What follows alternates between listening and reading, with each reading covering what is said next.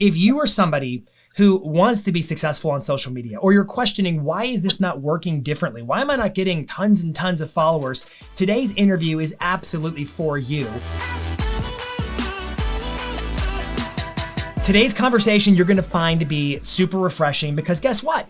Apparently, you don't have to have tens of thousands of social media followers or be Instagram famous or TikTok famous or anything along those lines as a real estate professional in order that social media and video and all the things that come with it can be effective for your business. I'm pumped for today's conversation because this has been a matter I've been looking at in my own coaching calls where there are folks who are like, I'm failing with social media, but really they're not because they're looking at it in the wrong light. So welcome to This Week in Marketing. My name is Jason Pantana, your host, and today I am the moderator of this amazing conversation with rockstar ecosystem member, agent in Long Beach, Paige Fingerhut Charnick. How are you today, Paige?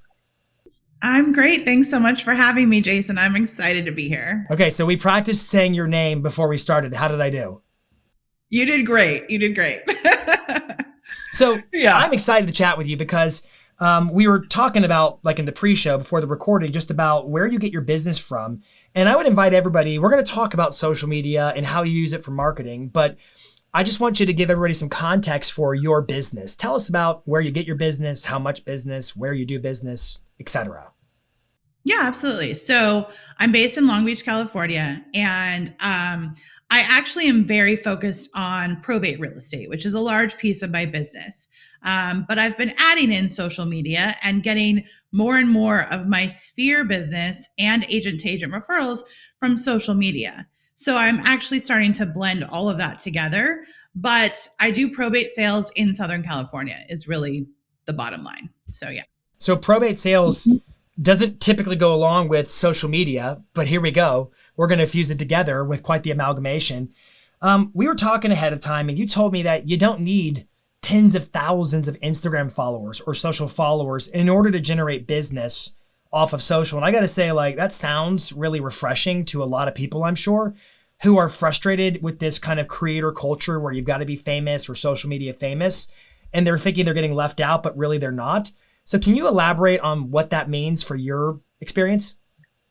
Yeah, absolutely. So basically, a lot of times we hear Tom Ferry say, there's a group of people that you know, and there's a group of people that you don't know, and which one is bigger, right? And that's usually for you to go after the larger group.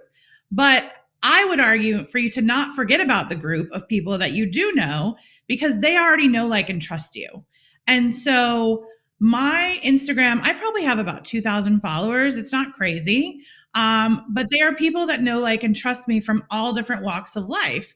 And so I actually have a couple examples of how I got direct business out of Instagram stories, and they were from my Sphere. And one of those examples was literally while sitting in a conference with Tom. And he was like, okay, throw up a page that's like a beautiful house. It can be from the internet. It doesn't have to be in your market. Just pick a beautiful house and throw it up and say, are you living in your dream home? Well, being an early adopter of things, I executed on that while sitting in the room. And the second slide to that was something to the effect of, like, first it was, are you in your dream home? Yes or no? And then the next slide was, are you planning to make a move in the next, whatever the next year was? I remember this strategy. And what was that? I said, I remember this strategy. Keep going. It was a few years ago. And I implemented it immediately. And I probably do that post like once a quarter now. And because I don't want to inundate people with it, but they still like it and they still respond. And from that original post, I got a client who said, no, they were not living in their dream home. And then she proceeded to send me a message that was like a tirade about her HOA. And she was like really mad about some pet policy that they changed. And this was from a 20-something, and that I didn't even know she owned a home. She was in my Sphere, and I didn't even know she owned property. So that turned into two sides. She both sold and bought. And so that's one example. And that's a few years back. But another example that I have more recently during, I would say, COVID times, was from some Instagram stories that I did. And I have sort of like as recommended by you and Tom, like the pillars, right? Like I post about workouts and I post about my pet and I post about travel and I have like the slotted pillars of what I post about. And one of those things is workouts. And I'm obsessed with my spin studio. And I am very cognizant about who reshares your post too. So when I'm going to a spin class, I'm going to post the class I'm going to, and also the instructor that teaches the class. And then she's going to reshare that post so that everyone that attends that studio or that class is going to see that I'm going to that class. And so, but the thing is it's not just posting. You have to listen back. So during COVID, I watch who watches my stories, which might sound a little creepy, but I do. So you're supposed to. You got to know. Yeah.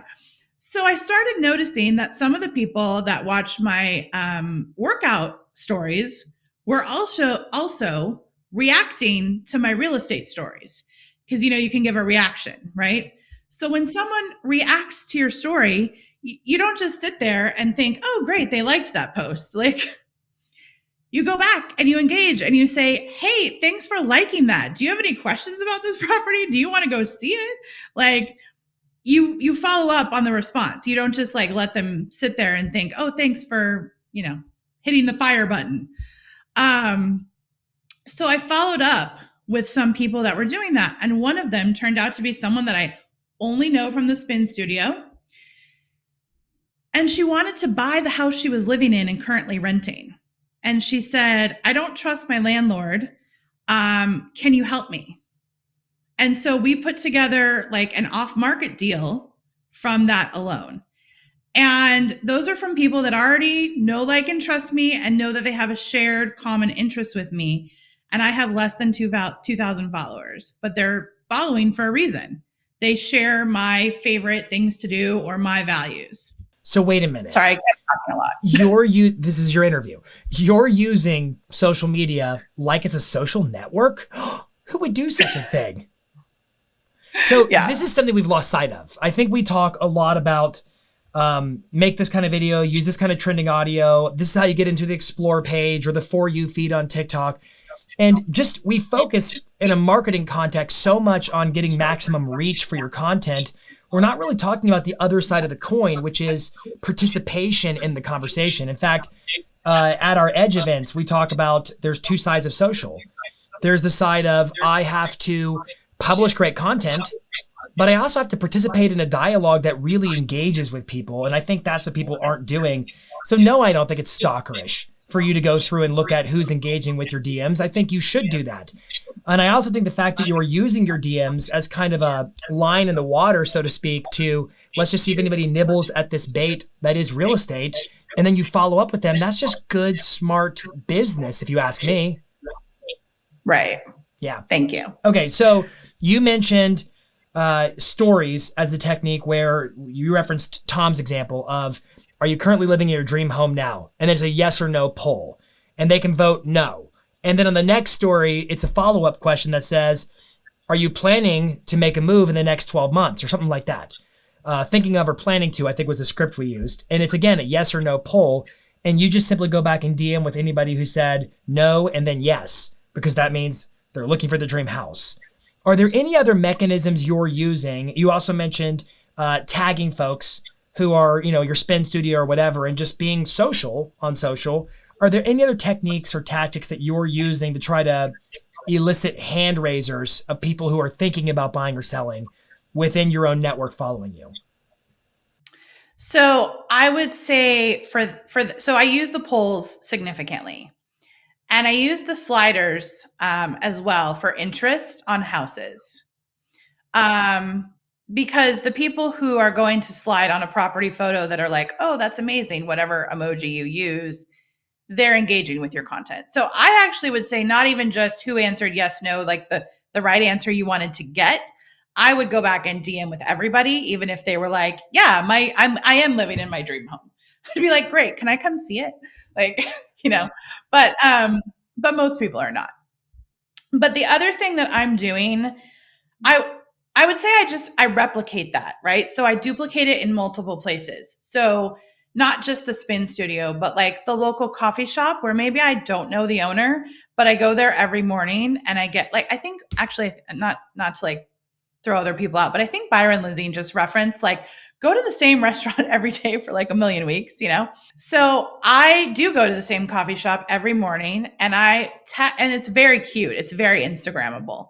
So I tag that coffee shop all the time because I want to sell homes that are around the corner from that coffee shop.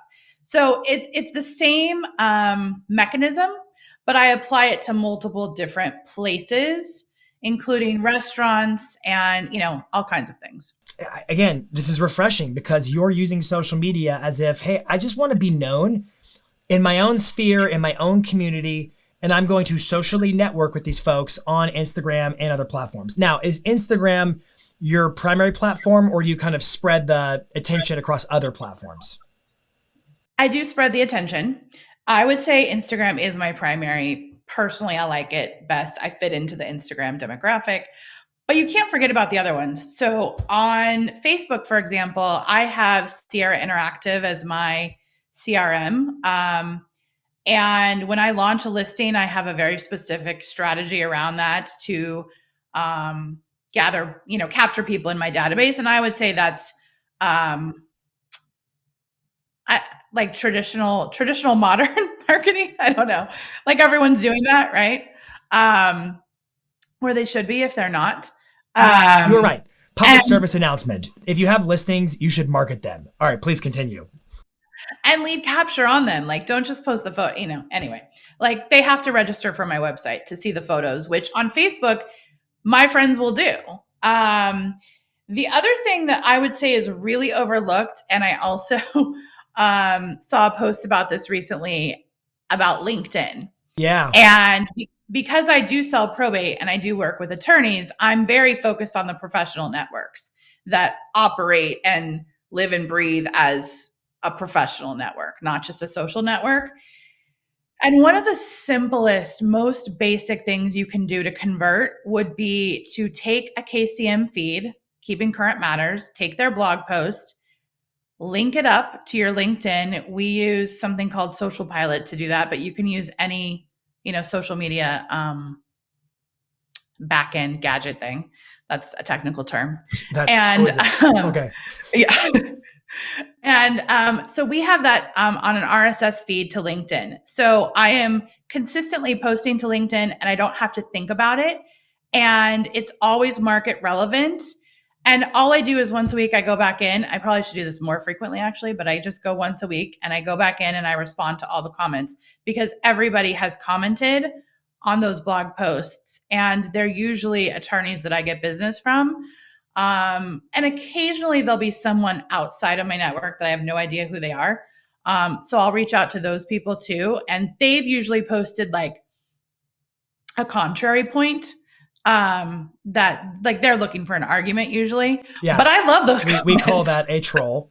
Keep going. Yeah. Yeah. Well, they're not so much troll. Like, I mean, yes, they are, but they're really just trying to play devil's advocate. And you get engagement off that. So I like it. You do. It's funny. That's becoming more and more a thing on the internet. And especially as the real estate market is adjusting, it's becoming a far more controversial topic. And so I think there's something to be said here to anybody who's dealing with naysayers or people who disagree with them and they disagree in kind of a mean way. I think it's important to I know it is mission critical to choose to respond in a loving, professional way if you choose to respond at all. So I do think it's important for anybody watching. You should define now your principles for what happens if you get people in your feeds who are commenting in a way that is aggressive. Like for me, I have a policy that says if people use profanity or hate speech or something like that, I delete their comments. If they're expressing their point of view and I don't like it, I'm not going to delete it. I may not respond to it necessarily because I don't crawl into the spider's web in social media land. However, I think what's important is that you need to define for yourself and your business, how am I going to represent myself? Because all those comments, you have a good chance that the other people who commented are going to see that somebody else commented and they're going to come and see how you reacted and handled that situation. And so I think just being prepared is wise. They absolutely do. And I usually respond with like, thank you for sharing your viewpoint and with data. So I'll always be like, here's some additional information you can check out. Yeah, I And think I that's leave it super at that. smart. I was talking with an agent the other day. We were discussing this exact matter, and he responded with love in a very kind of matter of fact way and said, the guy lived in a different market. And he said, the information I'm providing is really specific to where I live. Where are you based and what market are you in? And the guy told him in the comments thread. He then replied and said, well, I can connect you with a local agent who I know personally, and they can give you a feel for that market.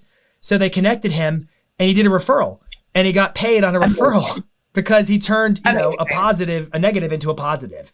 Why? Because he was a consummate professional and it worked. So anyway. Well, and I think that's one other piece that I didn't touch on earlier, but I am also getting a lot more agent to agent referrals, and I would dial that in directly to Reels. I think that Reels give you exposure. Like my friends are going to watch my stories, right? But the Reels are being pushed out further. And so when you are a realtor and you follow a bunch of realtors, other realtors are going to see your stuff. And so that has actually, I mean, I can pinpoint direct business. And I have a few co-lists right now, actually, with people in the ecosystem. And in fact, one agent in the ecosystem, I even helped her buy her own personal residence. So all across Southern California. And so I think actually Reels, implementing Reels, even though I'm not doing it well and I'm not doing it perfectly, and they don't all have the pretty thumbnail, and some of them get 200 views, but some of them have gotten 7,000 views. That is resulting in agent to agent business. And I'm here for it. I love it. Well, and I think that it's twofold. The Reels have been effective in terms of attracting new eyeballs and new attention. But I think your best practices of, I like to see who's engaging with my stories. I DM them. I comment back. I comment on their stuff. I tag them. I network socially on social networks. I think that's where you start to really harvest the opportunity from those new relationships that you're forming. That's where, again, it's the two things you keep talking about. It's, I've got to make content, but I also have to participate in the conversation, because you're not going to just turn into a social media star without doing that. And you have to remind yourself, what am I doing this for? And it seems like you're super clear on, why are you doing this? Well, because I want to be known and liked and trusted in my local marketplace, in my sphere, right? Mm-hmm. Okay. Now, oh, go ahead. Go ahead. No, it's okay. Now I'm on like a cliffhanger. What? I want to know what. Well, I was just going to add, I think there's a lot of, like, in thinking about the algorithm, right? Like, you have to lean into the algorithms. Like, for example, I just had a birthday. Happy birthday. I have in the past donated my birthday to a cause, right? You can do that on Facebook. And when you do that, Facebook will show that to everybody on your behalf. And I've tested that. If you just post a link, it's not the same as doing it through the way that you want, Facebook wants you to do it. Yeah. Yeah.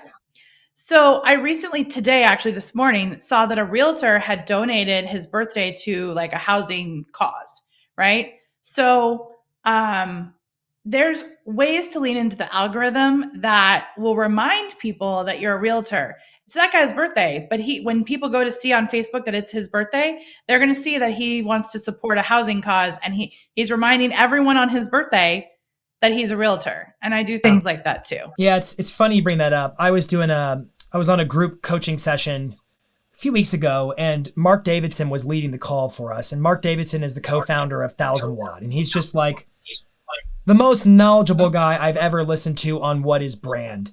And he made a couple of statements, and he said, what can agents learn about brands? Well, he said, brands have a larger than life personality. That was one of the data points.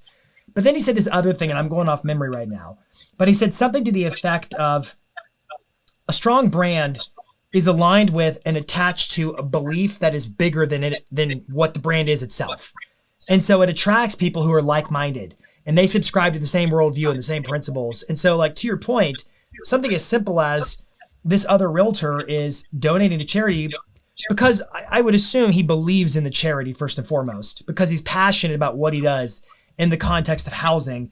But it also is a reminder of, wow, this guy really believes in what he does. And people have an opportunity then to subscribe to a belief that's bigger than just buying and selling houses.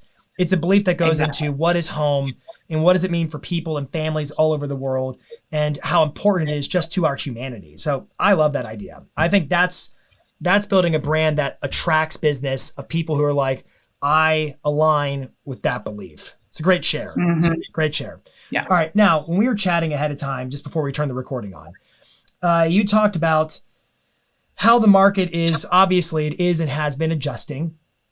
We know that. And with that adjustment, there's been a lot of commentary, good commentary saying it's time to get back to the basics. We hear things like it's a normal market right now. It's not like a collapsing, crashing market, but it's normal and it's a skills-based market. But we keep hearing this. It's important to get back to the basics.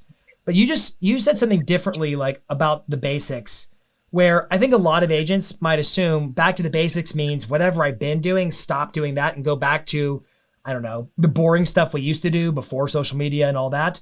I would love to hear your spin, or rather, I would love to have you give your spin on that idea to everybody listening and watching. So I have so many things to say about that.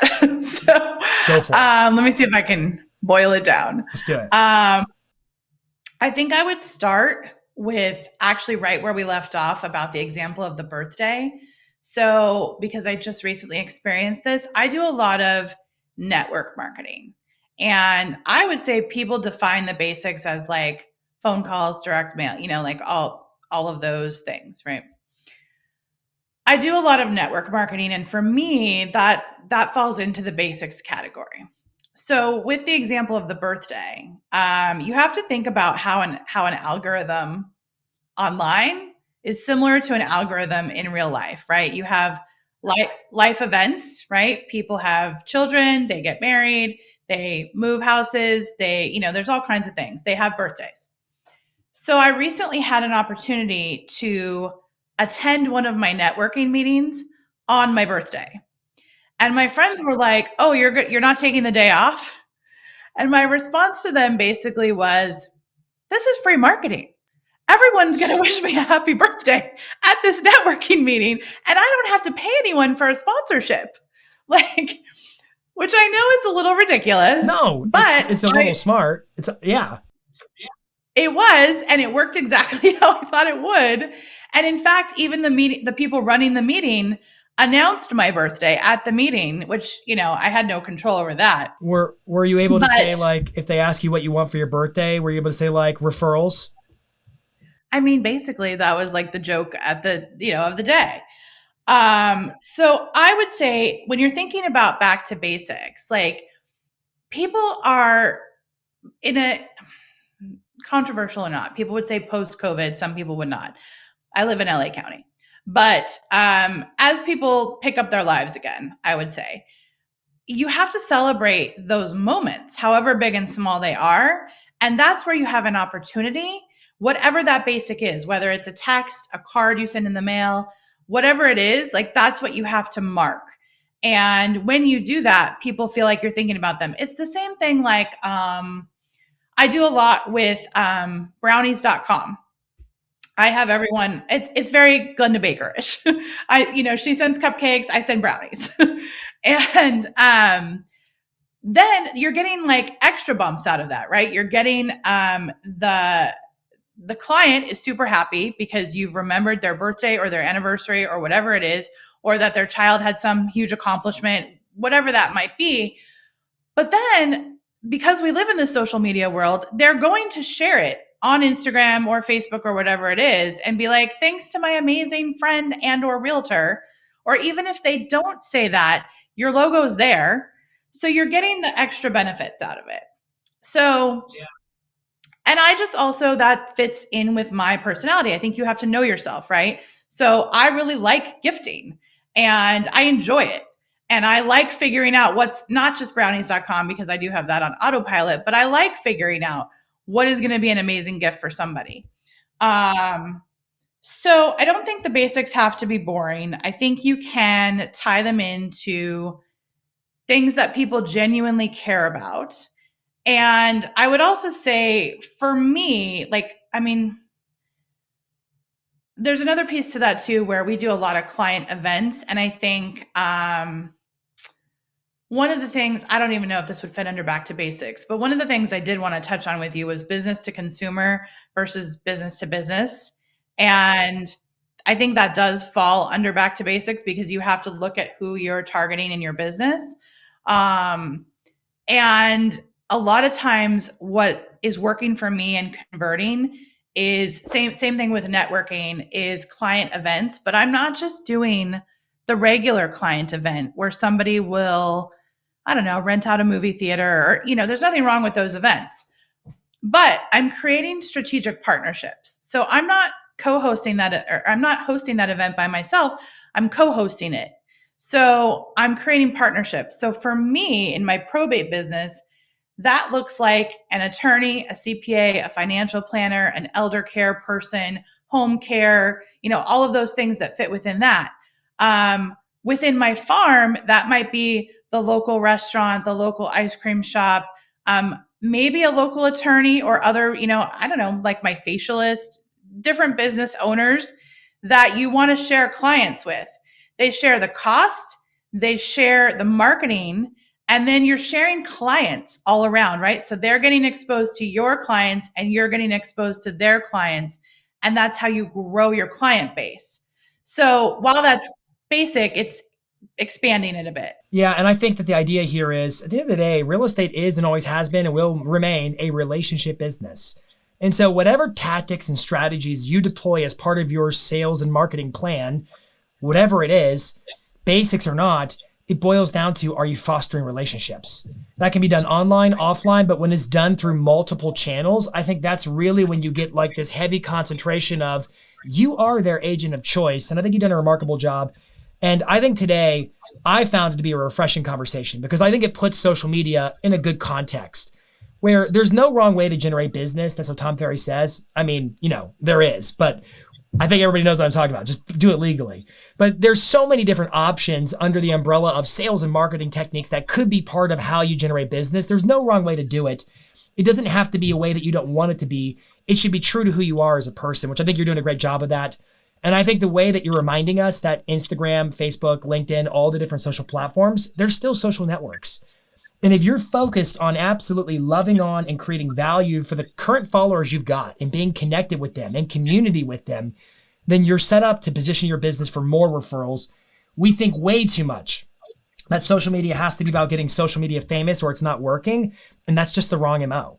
The right approach is to treat it like a social network and position yourself to win in your business, which you're doing an amazing job. Thank you so much for coming on today. I think that a lot of people were refreshed by what you had to say, and they took away a lot of value from your comments. So thank you so much. Thank you. Thanks for having me. Hey, thanks so much for watching This Week in Marketing. Today's interview was a blast. I took away a lot of insight. If you enjoyed the conversation, it would mean a ton to us if you could give us a thumbs up on YouTube, if you could like and subscribe to the channel. That would mean a lot and help us algorithmically find and reach more people to add value to their lives and businesses. And by the way, we'd love to hear from you. Just drop a comment. What are you thinking about? What are you doing to get back to the basics?